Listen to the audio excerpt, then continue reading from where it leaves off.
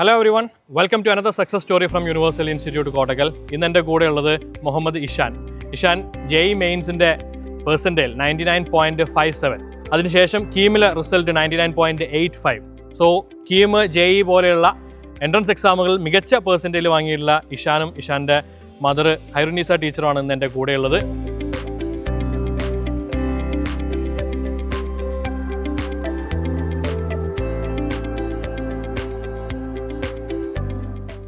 അപ്പോൾ 2 വർഷം യൂണിവേഴ്സൽ ഇൻസ്റ്റിറ്റ്യൂട്ടിൽ ഹോസ്റ്റലിൽ നിന്നിട്ടാണ് ഇഷാൻ പഠിച്ചത്. ഇഷാനെ പോലെ തന്നെ വേറെ ഒരുപാട് ആൾക്കാർ, ആദിത്യൻ, അതേപോലെ ഹനാൻ, അതേപോലെ തമീം, പിന്നെ ഇബ്രാഹിം, ഹിഷാം ഇബ്രാഹിം. സോ അങ്ങനെ ഒരുപാട് സ്റ്റുഡൻസ് ഇപ്രാവശ്യം 99% മുകളിൽ മികച്ച സ്കോർ വാങ്ങിയിട്ടുണ്ട്. മുഫീദ മെൻഷൻ ചെയ്യാൻ വിട്ടുപോയി. അപ്പോൾ ഇപ്പോഴത്തെ ഒരു സാഹചര്യത്തിൽ ഇപ്പോൾ എങ്ങനെയാണ് ഇഷാന് യൂണിവേഴ്സൽ ഇൻസ്റ്റിറ്റ്യൂട്ടിൽ ജോയിൻ ചെയ്യാനുള്ളൊരു സാഹചര്യം ഉണ്ടായത്? ഉമ്മാക്ക് എന്താണ് ഉമ്മാൻ്റെ ഒരു ഓർമ്മ പറയാനുള്ളത്?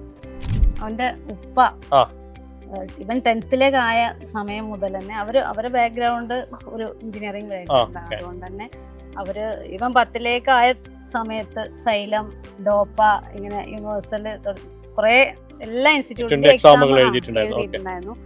അതില് പിന്നെ ഇഷാന് ബയോളജി വേണ്ട, നീറ്റിലേക്ക് മെഡിക്കൽ ഫീൽഡിലേക്ക് ഇഷ്ടമില്ല.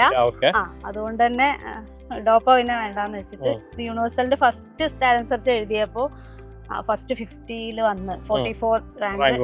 അവനെ ഒന്നും നോക്കാതെ അന്ന് ജസ്റ്റ് അറ്റൻഡ് ചെയ്തപ്പോ അത് വന്നു. അപ്പൊ നെക്സ്റ്റ് നമുക്ക് കുറച്ചുകൂടി ഹോപ്പ് വന്നു, നെക്സ്റ്റ് ഒരു എക്സാം കൂടി ഉണ്ട്. അപ്പൊ അവന് അതിനുവേണ്ടി പ്രിപ്പയർ ചെയ്തു. മാർച്ച് ലാസ്റ്റ് അത് എഴുതിയപ്പോ 7th റാങ്ക് കിട്ടി. സ്കോളർഷിപ്പ് കിട്ടി. അത് കിട്ടിയിട്ടും പക്ഷെ ഞാൻ എന്റെ മൈൻഡ് അതിന് സെറ്റ് ആയിട്ടുണ്ടായിരുന്നില്ല ചേർക്കാൻ വേണ്ടിട്ട്. ചെയ്തിട്ടുള്ളത്. പിന്നെ ഇവിടെ വന്ന് റാങ്ക് കിട്ടി, ഇവിടുന്ന് കോള് വന്ന് വിളിച്ചപ്പോ 70% എബോ സ്കോളർഷിപ്പ് ഉണ്ട്. അങ്ങനെ വന്ന് ASRന്റെ അടുത്ത് വന്നിട്ടാണ്. അപ്പോഴും ASRന്റെ അടുത്ത് കയറുന്നവരെയും ഞാൻ ഓക്കെ അല്ലായിരുന്നു. കാരണം ഞാൻ സ്റ്റാർട്ടിങ് മുതൽ ഫസ്റ്റ് സ്റ്റാൻഡേർഡ് മുതൽ 10th വരെയും ഞാൻ കൊണ്ടുവരുന്ന കുട്ടിയായിരുന്നു. നിങ്ങളെ സ്കൂളിലാണോ പഠിച്ചത്? ഇല്ല, 4th വരെ വേറെ ആയിരുന്നു. ഞങ്ങള് ഫസ്റ്റ് ഇവൻ ഹൈദരാബാദ് കുറച്ച് പഠിച്ചിട്ടുണ്ട്, ആന്ധ്രാപ്രദേശിൽ ബേസിക്, പിന്നെ തെലുങ്കൊക്കെ പഠിച്ചു തുടങ്ങിയതാണ്. അത് കഴിഞ്ഞ് ഫസ്റ്റ് സ്റ്റാൻഡേർഡ് ഇവിടെ വന്നിട്ട് ഒരു പ്രൈവറ്റ് സ്കൂളിൽ 4 വരെ പഠിച്ചു. പിന്നെ 7th മുതൽ ഗവൺമെന്റ് എയ്ഡഡ് സ്കൂളിൽ, 5th മുതൽ 5th 6th 7th ചാത്രത്തോടി LP പഠിച്ചു. പിന്നെ പുത്തൂർപള്ളിക്കൽ ഹൈസ്കൂൾ ഗവൺമെന്റ് സ്കൂളാണ്,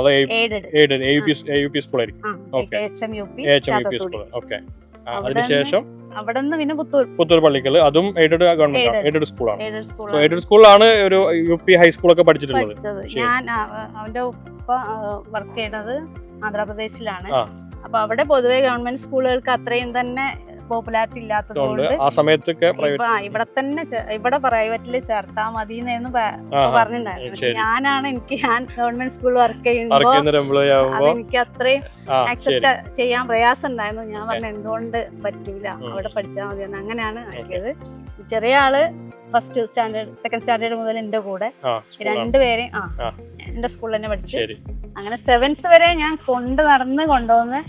പിന്നെ ഉണ്ടായ പ്രശ്നം എനിക്ക് വിട്ട് നിൽക്കാൻ പറ്റുമോ എന്നുള്ളതായിരുന്നു. അവനേക്കാളും ചിലപ്പോൾ ബുദ്ധിമുട്ട് ഞാനാവും. സാധാരണ പാരന്റ്സിനാണ് കൂടുതൽ ബുദ്ധിമുട്ട് ഉണ്ടാവാറുള്ളത്. പിന്നെ അവന്റെ ടീച്ചേഴ്സ് ഒക്കെ പറയും, നിങ്ങൾ അവന്റെ റൂമിൽ തന്നെ പോയി നിൽക്കേണ്ടി വരും എന്നൊക്കെ പറഞ്ഞു. ഉപ്പ വന്ന് ഈ സറൗണ്ടിങ്സിൽ ഞങ്ങൾ കുറെ സ്കൂൾ ഞാൻ LP ടീച്ചറാണ്, സ്കൂളൊക്കെ നോക്കി എവിടെയെങ്കിലും ട്രാൻസ്ഫർ കൊടുക്കാം. അപ്പൊ അവിടുന്ന് വിട്ടു പോരാൻ അതും പ്രയാസം. അങ്ങനെ ആയി. ഒരു ഫസ്റ്റ് കുറച്ച് പ്രയാസം ഉണ്ടെങ്കിലും പിന്നെ അവനും ഒക്കെ ആയി, ഞാനും ഒക്കെ ആയി, അതിന്റെ സെറ്റായി. ഏറ്റവും പറയേണ്ടത് ASRന്റെ അടുത്ത് ചെന്നിട്ട് ASRന്റെ അടുത്ത് നിന്ന് കേട്ടപ്പോഴാണ് കോൺഫിഡൻസ് വന്നത്. അത് കഴിഞ്ഞ് ചേർത്തപ്പോ ഞാൻ എടുത്ത ഏറ്റവും നല്ല തീരുമാനമായിരുന്നു യൂണിവേഴ്സിറ്റിയിൽ ചേർത്തൽ.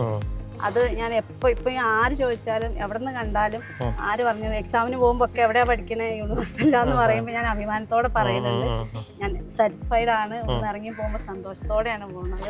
ഹോസ്റ്റലിൽ നിന്നിട്ട് ഇഷാന്റെ ഒരു തുടക്കത്തിലൊക്കെ ഇപ്പൊ ഉമ്മ അങ്ങനെ കൊണ്ടുവന്നിരുന്ന ആള് ഇപ്പൊ ഹോസ്റ്റലിൽ ഇവിടെ വന്ന് നിൽക്കുമ്പോ ഹോസ്റ്റലിൽ കൊണ്ടുവരാനൊക്കെ വാടന്മാരുണ്ടാവും. എന്നാലും എങ്ങനെ ഉണ്ടായിരുന്നു തുടക്കത്തിലൊക്കെ? ഉറക്കമൊക്കെ ശരിയായിരുന്ന? ഉറക്കം ശരിയായില്ല. പിന്നെ എപ്പോഴാ എന്തായാലും അഡ്ജസ്റ്റ് ആയിട്ടുണ്ടാവല്ലോ കുറച്ച് കഴിയുമ്പോ? ഇതുവരെ അഡ്ജസ്റ്റ് ആയിട്ടില്ല. രാത്രി പെട്ടെന്ന് ഇറങ്ങും. ഓക്കെ, രാവിലെ എണീറ്റിട്ടാനാവും പ്രയാസം? രാവിലെ കുഴപ്പമില്ല. ഫുഡൊക്കെ അഡ്ജസ്റ്റ് ചെയ്യാനാ? ഫുഡ് കുഴപ്പമൊന്നുമില്ല. ഓക്കെ. തുടക്കത്തിലൊക്കെ ഈ വിളിക്കുന്നത് ആഴ്ചയിൽ ഒരു ദിവസമാണെന്നൊക്കെ പറയുമ്പോ പ്രയാസം ഉണ്ടായിരുന്നു. പിന്നെ കോട്ടക്കലായതുകൊണ്ട് ഞാൻ വന്ന് കണ്ടുപോവാന്ന് വിചാരിക്കും. ഫസ്റ്റ് തന്നെ അൽഫ ഹോസ്റ്റലിൽ അവിടെ അടുപ്പിക്കൂല.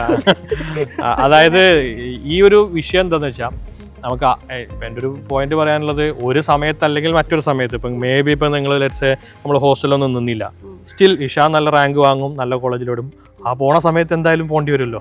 അപ്പോൾ ഇത് 10ാം ക്ലാസ് കഴിഞ്ഞിട്ട് ആ ഹോസ്റ്റലിൽ നിന്നില്ലെങ്കിൽ ഡെഫിനറ്റ്ലി +2 കഴിഞ്ഞിട്ട് എന്തായാലും നല്ലൊരു കോളേജിൽ നല്ലൊരു ഇൻസ്റ്റിറ്റ്യൂട്ട് ചെല്ലുന്ന സമയത്ത് എന്തായാലും നമ്മളെ തൊട്ടടുത്താവണം എന്ന് യാതൊരു നിർബന്ധമില്ല. സോ അപ്പോൾ ഏതെങ്കിലും ഒരു അവസരത്തിൽ ഉണ്ടാവും. ഇപ്പോൾ വലിയ പ്രശ്നമൊന്നും ഉണ്ടാവില്ല. പിന്നെ ഇപ്പോൾ ഹോസ്റ്റലിൽ പോയി നിൽക്കുമ്പോൾ അവിടുത്തെ ഫുഡ് ഇവിടുത്തെ അത്ര പോരാന്നൊക്കെ ഉള്ള പ്രശ്നം ഉണ്ടാവുള്ളൂ, വേറെ ഇഷ്യൂ ഒന്നും ഉണ്ടാവില്ല. പിന്നെ ഇപ്പോൾ ഒരു JEE എന്നുള്ളൊരു ഐഡിയ ഇവിടെ ജോയിൻ ചെയ്യുന്ന സമയത്താണോ, അല്ലെങ്കിൽ ഇപ്പോൾ ഉപ്പ വന്നിട്ട് എക്സാം എഴുതാനൊക്കെ പറഞ്ഞു എന്ന് പറഞ്ഞു, ആ ഒരു സമയത്ത് വന്നതാണോ? ആ സമയത്ത് വന്നതാണ്. അതിനെപ്പറ്റി ഒന്നും ആലോചിച്ചില്ല. ഇപ്പോൾ ഒരു ഏത് ക്ലാസ് മുതൽ ഇപ്പോൾ ഒരു 10th ആ ഒരു എക്സാം എഴുതാൻ വേണ്ടി ടാലന്റ് സെർച്ച് എക്സാമുകൾ എഴുതിയ സമയത്താണ് JEE ആണ് വേണ്ടത് എന്നുള്ള, നീറ്റ് വേണ്ട എന്നൊക്കെ തീരുമാനിച്ചത്? ബയോളജി പഠിക്കാൻ അത് മാനേജ് ചെയ്യാൻ കഴിയില്ല. ഇവിടെ കമ്പ്യൂട്ടർ സയൻസ് ആണ് ഇപ്പോൾ ജോയിൻ ചെയ്തിട്ടുണ്ടായിരുന്നത്. Okay, so computer science comfortable ആയിട്ട് ചെയ്തു. ബയോളജി ഇഷ്ടമില്ലാത്തതുകൊണ്ട് കമ്പ്യൂട്ടർ സയൻസ് നിർബന്ധത്തില്ലാത്തതുകൊണ്ട് ചെയ്തു. ഓക്കെ, ശരി. ഈ ഒരു 2 വർഷത്തെ ഒരു സമയത്ത് എങ്ങനെയൊക്കെയാണ് ഒരു പഠിത്തമൊക്കെ കൊണ്ടുവരുന്നത്? ഇഷാൻ എങ്ങനെയാണ് അത് മാനേജ് ചെയ്തിരുന്നത്? ഇപ്പോൾ ഉമ്മാൻ്റെ സൈഡ് പറഞ്ഞു, അതായത് കൊണ്ടുവന്നാക്കുന്നതും അതിന് ശേഷം ഇവിടെ വരാൻ പറഞ്ഞു, വാടന്മാർ വരണ്ട എന്ന് പറയുന്നതൊക്കെ പറഞ്ഞു. നിന്റെ ഒരു സൈഡിൽ നിന്ന് നീ എങ്ങനെയാണ് ഇത് ചെയ്തുകൊണ്ട് വരുന്നത്? ഹോസ്റ്റൽ ഓക്കെ, ആരൊക്കെ കൂടെ ഉണ്ടായിരുന്നു ഹോസ്റ്റലിൽ?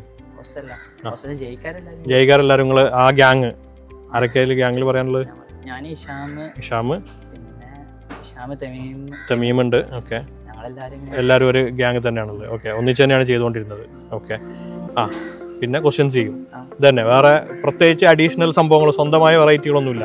ഇവിടെ എന്താണോ ചെയ്യണത് പഠിപ്പിക്കുന്നത്, പഠിക്കും, പോയിട്ട് പ്രോബ്ലം ചെയ്യും. ഇതന്നെയാണ്. ബോർഡ് എക്സാമിനൊക്കെ മാർക്ക് എങ്ങനെ ഉണ്ടായിരുന്നു? +1 510 മാർക്ക്. എവിടെ 10 മാർക്ക് പോയത്? എവിടെയാണ് ചോദിക്കാൻ? 10 ഇംഗ്ലീഷിൽ പോയി, വേറെ എവിടെയും പോയിട്ടൊന്നുമില്ല. No problem. അതിലൊന്നും വലിയൊരു വിഷയമുള്ള കാര്യം ശരിയാണ്. അത് വലിയൊരു പ്രശ്നമുള്ള കാര്യമൊന്നുമല്ല. 10th ഫുൾ A+ ഒക്കെ ഉണ്ടായിരുന്നു. ഇപ്പം ഞാൻ കഴിഞ്ഞ ഹനാൻ്റെ അടുത്ത് സംസാരിച്ചപ്പോൾ, ഹനാനാണ് നമ്മളിവിടുത്തെ ആക്ച്വലി JEE ടോപ്പർ. ഹനാൻ ആക്ച്വലി മലയാളത്തിൽ A+ ഇല്ലാത്ത ഒരു കാൻഡിഡേറ്റ് ആണ് അങ്ങനെ പറയുമ്പോൾ. അപ്പോൾ A+ൻ്റെ അതിലൊന്നും വലിയൊരു പ്രസക്തി ഇല്ല. A+ ഉണ്ടാവുന്ന എല്ലാവർക്കും സന്തോഷമുള്ള കാര്യം. അതേസമയം JEE, നീറ്റ് പോലുള്ള എൻട്രൻസ് എക്സാമുകളുടെ മാർക്കാണ് ഇവഞ്ച്വലി നമ്മൾ എന്തായി മാറുന്നു എന്നുള്ളതിൽ. ഇനി അത് മാത്രമല്ല കേട്ടോ, നമ്മളൊരു IIT ജോയിൻ ചെയ്തതിന് ശേഷം അവിടെ നിന്ന് IEM ഒക്കെ ചെയ്ത് ബിസിനസ് അല്ലെങ്കിൽ മാനേജ്മെന്റ്, ആ ഒരു എന്റർപ്രണർഷിപ്പ് സൈഡിലേക്ക് പോവുകയാണെങ്കിൽ അങ്ങനെ ആലോചിക്കാം. ഇത് കഴിഞ്ഞതുകൊണ്ട് ഇപ്പോൾ JEE കിട്ടിയതുകൊണ്ട് എഞ്ചിനീയർ തന്നെ ആവണമെന്നും നിർബന്ധമൊന്നുമില്ല. ഓക്കെ, ഏതായാലും മികച്ചൊരു എഞ്ചിനീയറിംഗ് കോഴ്സിന് മികച്ചൊരു IIT ജോയിൻ ചെയ്യാൻ ഇഷാന് സാധിക്കട്ടെ. നമുക്കെല്ലാവർക്കും പ്രൗഡാകുന്ന മൊമെന്റ്സ് ഇഷാന് ക്രിയേറ്റ് ചെയ്യാൻ സാധിക്കട്ടെ എന്ന് ആശംസിച്ചുകൊണ്ട് അവസാനിപ്പിക്കുന്നു. That's all. Thank you for watching.